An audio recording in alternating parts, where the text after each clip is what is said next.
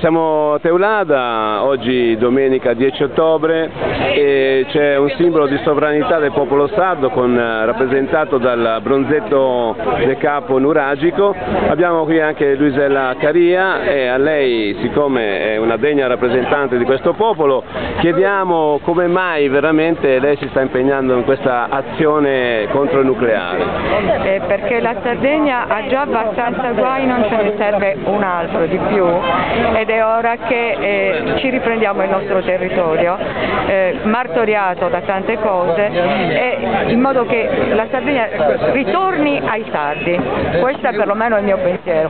Da anni è stato un percorso lungo che sto condividendo con tante altre persone e vedo che c'è una risposta popolare e la cosa mi conforta abbastanza. Perciò la sovranità sarda innanzitutto? Prima di tutto, sovrani del proprio territorio, non per essere leghissimi ma per essere sardi.